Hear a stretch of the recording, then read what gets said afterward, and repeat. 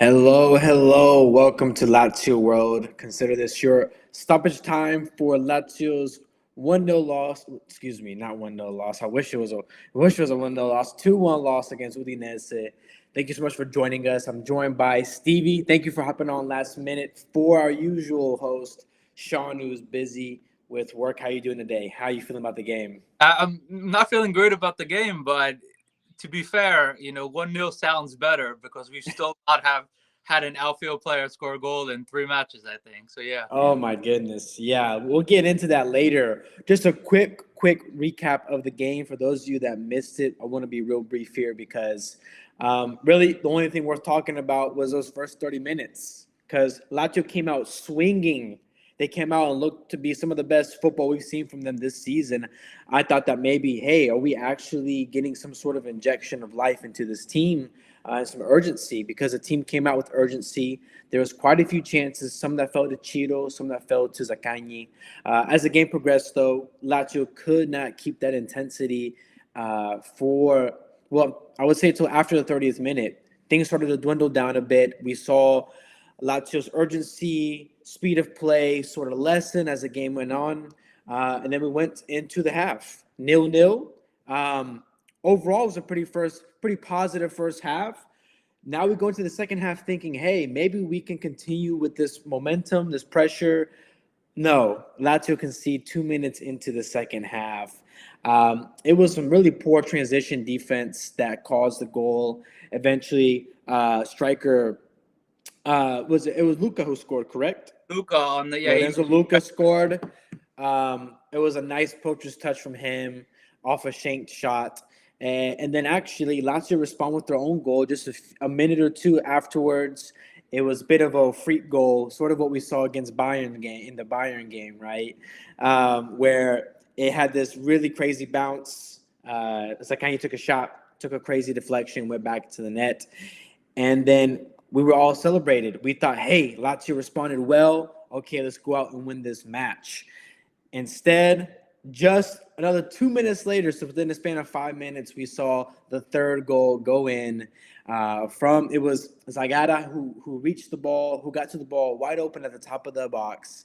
No one defended him. To be fair, had a wonderful finish, slotted it to the bottom right corner.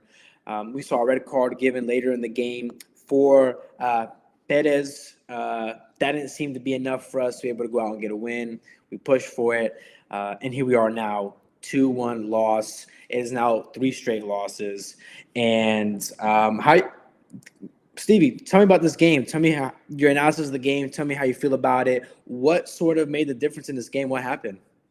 My expectation was that this Lazio would play without pressure. And, during this project, let's say the last 5 to 10 years, when this team has played without pressure, they've done very well. Yeah. We really, I thought we would play with a lot of freedom. And for the first 30 minutes, it seemed to be the case. But you're right, to concede so early in the second half, okay. I thought, statistically, this team doesn't come back. We numbers and we don't come back. Well, we were handed a comeback 2 minutes later. So you thought, we were. Maybe this will be okay. But, I mean, how ironic. That ball to that spot, I can't even tell you how many times we've conceded that goal. Oh, my goodness. Me and 10 from that spot.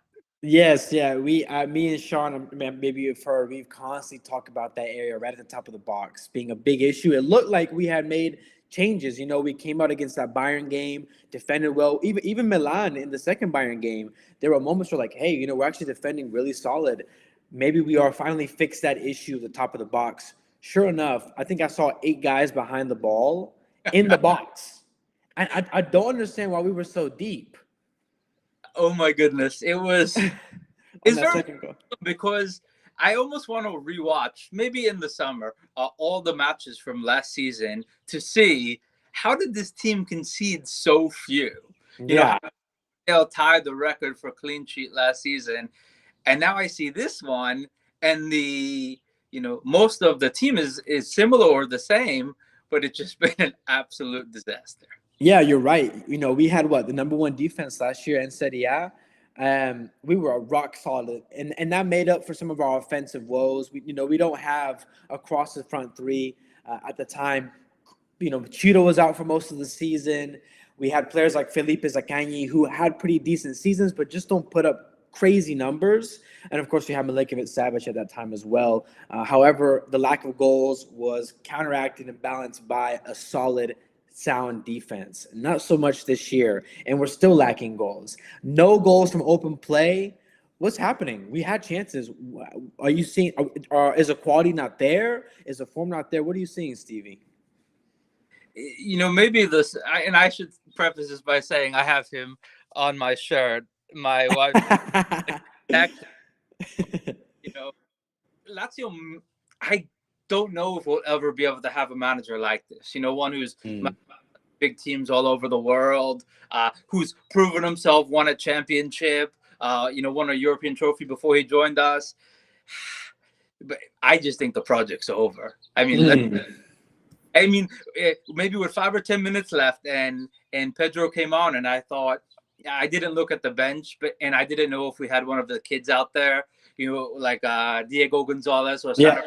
I thought, just put one of the kids on. Let's just see what happens, because does it matter? If Pedro comes on, and even if we get a new, does it matter? How is that helping this project?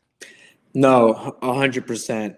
And we'll kind of go into that maybe a little bit later, but I want to talk about your 3 words to describe the match. If you could describe what this match was like, how would you do it in 3 words?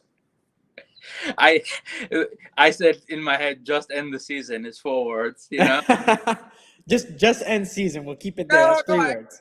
Historically, I love this end of season when Lazio doesn't have anything to play for, because for many years it was like this. Yeah. You can just enjoy it. You're not worried about it. You're not.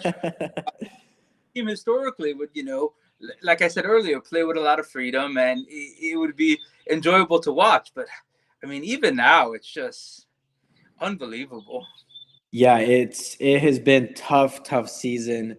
We thought that maybe things were turning around with that Bayern result. We had a good little stretch. Didn't happen. My 3 words were more of same. Just more of same. In this game, we had a positive spell, but of course, like putting together a full 90 minutes has been really difficult for us this season. It's been a trend. We always say, "Oh, but we were so good in the first half, or we were so good the second half." This game, it was those first 30 minutes. And another thing that Lazio has done this year, from my perspective, what I've seen is when we have those positive spells, we don't get goals in them.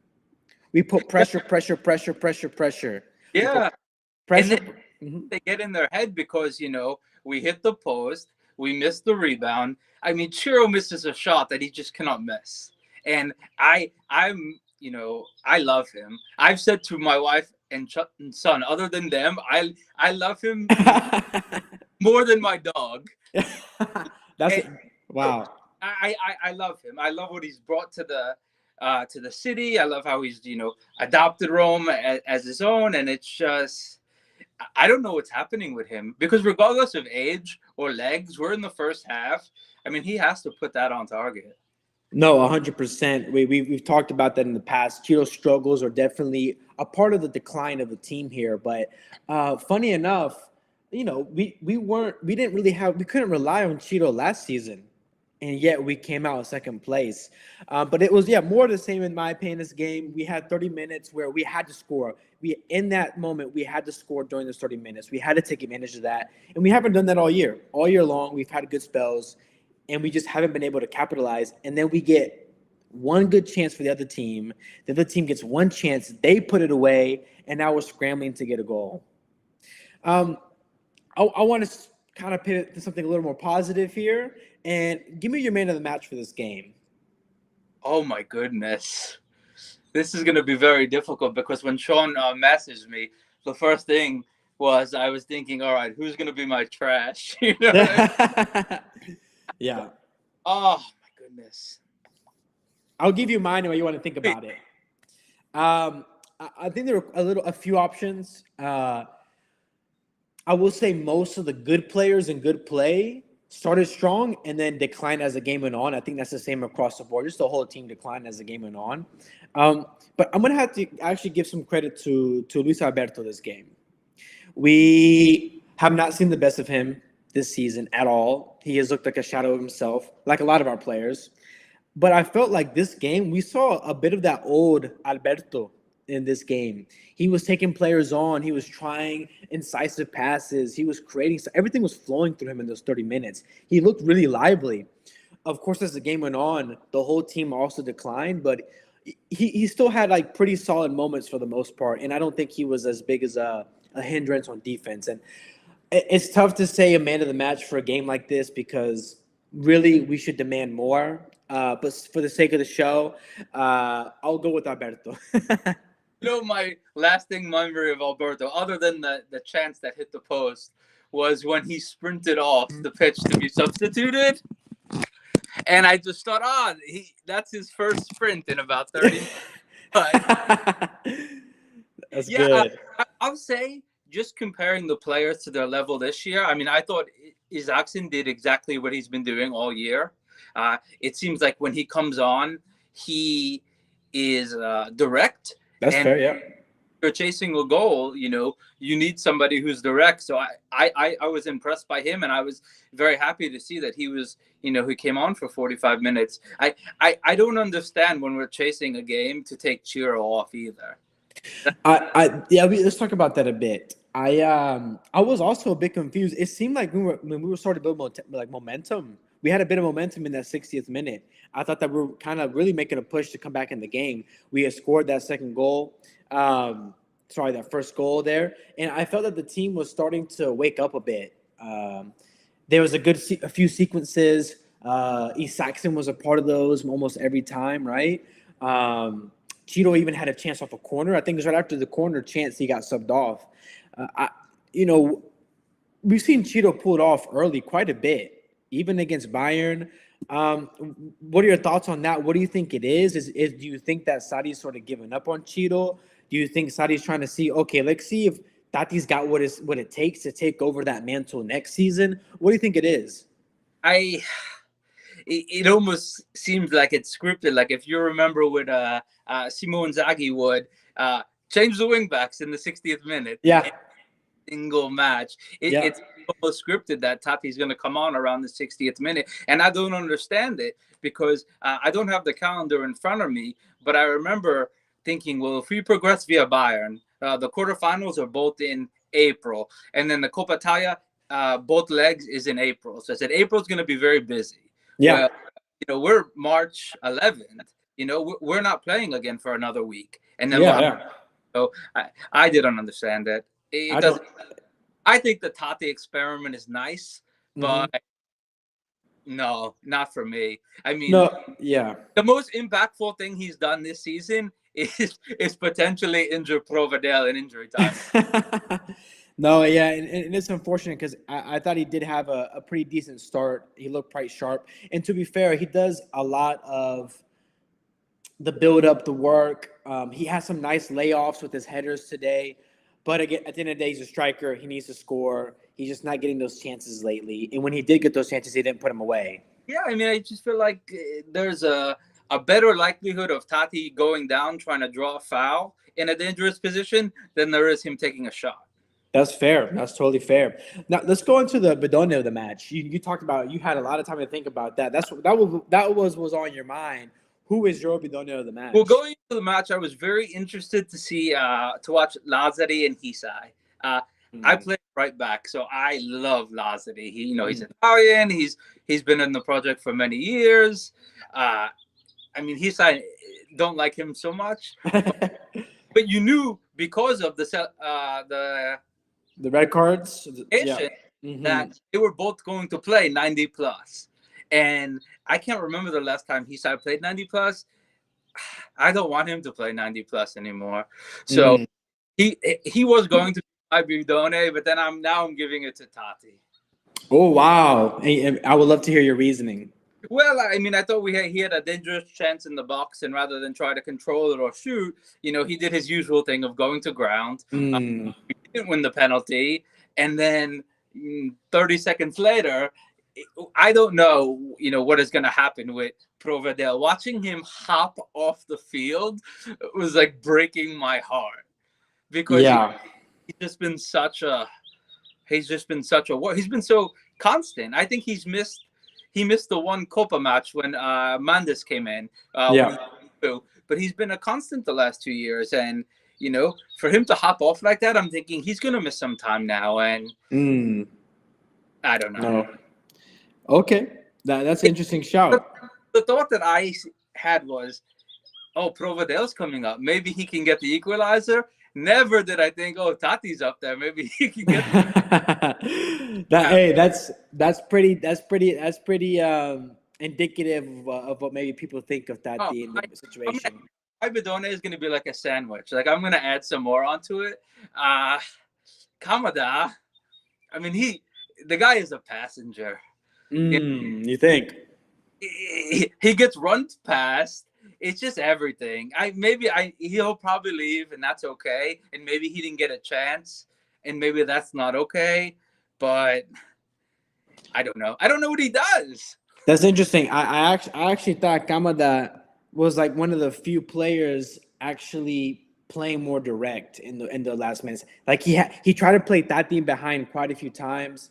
And it's also tough to gauge because this is a guy who never plays, and he's being forced onto randomly. He never knows what he's going to play. Yeah. He'll go 4 games not playing, get thrown in randomly, and then people have expectations of him to do something, and it's like, is this guy even match fit? There was a time when Zakanyu looked like he was going to try to take on 2 or 3 players, and Kamada was wide open, and he did pass it to him. But I was surprised because so many times you see in the games, it's like even his teammates don't trust him. Yeah, it's interesting. We still don't really know if that's a Saudi issue. Maybe it could very well be that he just hasn't bonded with the teammates. It could be very much that he hasn't bonded with the teammates. We don't know yet. Trying to Italianize the team. Yeah. And, Italy has its own culture, and there are cultures that you can say is maybe a sister culture to Italy, whether it's Spain or Greece, but Japan is not that culture. If we talk about opposite cultures, Italy and Japan is probably as opposite as it gets. It's just it's just been sad. I feel bad for him because you're right. Do too. He's not in the project, but we don't have anybody else. So, here, we'll play some. Yeah. My bidon of the match, also sort of tough for me. I do think both fullbacks didn't have great games. I know he's your boy. He's actually my boy. I predicted in the beginning of the season, Lazio would be my starter for the rest of the season. He did have some good spells, but I thought in this particular game, he was quite ineffective. And I thought if you look at the goal that they scored, it did come down that right-hand side. He was nowhere to be found. And when Lazio's in there, you want him in there mostly because of his offensive prowess, right? And I feel that we didn't see much of that. Whether that's because Felipe and Lazio and Vecino just weren't connecting down the side, I don't know. But I maybe harsh to Lazio because the whole team just wasn't really clicking for most of the game. But I'm going to go with him for this particular match. Some other shouts, Hisai is another one that really wasn't all that great. I think Cataldi was quite invisible today as well. I didn't even notice he was in the game, honestly. Cataldi is, I want you to cut off those passes to the top of the 6, and it just right. No, 100%. And it seemed like when we started getting sort of like really caught in transition because we just lost our defensive organization. You would expect someone like Cataldi to at least be the anchor there. But even in transitions, he was just nowhere to be found. I had no idea where he was. What did you think about the back pass at the end to Provedel? I thought he should just pick it up. I didn't think it was a back pass, and I thought he should have been sent off for that. I agree. I think I agree with your sentiment. I was a bit surprised by it, but anyways, He would have broke his ankle, so maybe Yeah. better. Yeah, exactly. Well, look, let's look at the standings right now of currently where Lazio are at. Lazio have actually, I said at the beginning of the show here that that Lazio have lost 3 games straight. It's actually 4 games straight.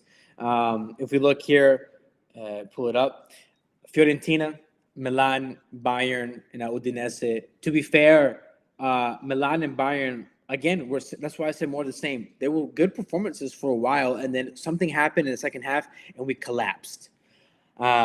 So that right now that puts Lazio in ninth place Yeah, I with think we 40 were. minutes. Excuse me, 40 points. And like before the match, you looked at it and you thought if they win this match, they're only We're 4 still in it. left. Yeah, Yeah. it's So hope that kills. it always is. So let me ask you this: from here on out, what is Lazio playing for?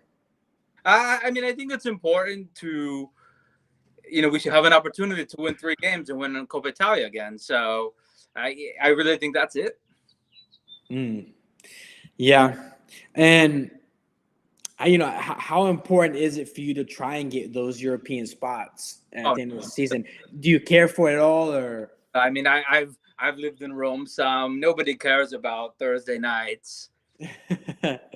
Thought last year, it's just it's a nuisance. Yeah. It's convenient. So maybe it'll be better, especially if Sarri stays, because Mm. he constantly talks about not having the opportunity to work with the team, and I think if he stays, and oh my goodness, do I hope he stays? Do you hope he stays? I don't Well, know. I was going to transition us into it seems that we have this conversation after every single game here lately. Sadi, you know, we're in a weird situation because Sadi himself said that we have a group of select players that are old, winding down, but that we have a good young core coming up behind them. And so we're kind of in this weird stage where, honestly, it's kind of a rebuild mode. I need to rebuild because let's say if in the summer we would have sold Sergey, but also Luis Alberto and Cheeto, for example, Yeah. hypothetically, would we be any worse than ninth right now? Assuming we're replacing them with somebody. I think that's a great point. I think we're exactly where we are now, to be frank, and that's also what gets me is like what makes a difficult conversation about Saudi is, um, first thing, say we don't make Saudi's always complaining about playing games, extra games. We know he's always complaining about that, but say we do lose players like Luis Alberto, Chido, Yeah. say we lose Hisai, Vecino, say we lose these guys. European football is a very attractive part to coming to a club like Lazio, who generally, it's always hit or miss whether they're in Europe, year in, whether they're in, another year they're not. But particularly this summer, where we can see some major changes, will that affect our ability to recruit? No. Okay. No, I don't think so because I think I look at the players that we've been able to recruit, and I look at our Thursday night crowds of 7,000 people, and nobody remembers that run to the quarterfinals in the Europa League. Yeah. I'm not concerned with that about all. I just want us to do well in the league and then see what happens. I mean, this Lazio team in the last 25 years, every time they've qualified for the Champions League, that following season where they've played in the Champions League, they've faltered in the league. Yeah. Yep. We understand that. I mean, I don't know. I'd be okay with letting some of the older players go, replacing them with younger players, maybe bringing in a sporting director. Mm. You look at the success. What Napoli was able to do. Was built on the players that Giuntoli brought in, and now he leaves, and De Laurentiis thinks he can do everything, and maybe De Laurentiis and Lotito are very similar. And then last year, they both struck gold, so to speak. Finishing 2-1, but this year is more normal. Interesting. Yeah, a lot of parallels there. So back to Saudi. And you said that we both agreed that we're kind of in a rebuild mode here. Do we want to rebuild the Saudi? I Or would like to put Sarri unless we can replace him with somebody who's, even if not on his level, has the potential to be on his level. So, Palladino, no. Like some of these, mid-table Italian managers, I would say even someone like Italiano, no. He'll probably no. But if we can bring, like, I hate to say it, but I mean, do you see the dynamic in, the other side of Rome? This is a manager in De Rossi who failed in his only other professional job. He is solely responsible for getting Spal relegated from B to C. That's right. 15 points in, I think, 17 or 18 matches. Yep. Can do it. But what he's doing now is incredible. So I'm saying to you, if you're listening, Sergio Conceição, he loves it. No, yeah. And I think that's to get a manager like that, it would have to be somebody with a connection like that. Absolutely. Well, I think we'll wrap it up there. His contract is out with Porto. Oh, that's interesting. Yeah. It's very interesting. Well, things are definitely going. I guess decisions are going to have to be made here. We're nearing the last final third of the season. I'm sure the team will finish out with Sadi. I'll be shocked if he's sacked earlier than then. I think if there is plans to bring a new coach, it will come in the summer, not during this season. But yeah, regardless of wins, losses, frustrations, Lazio World will be covering them. And as always, sempre Forza Lazio. Ciao.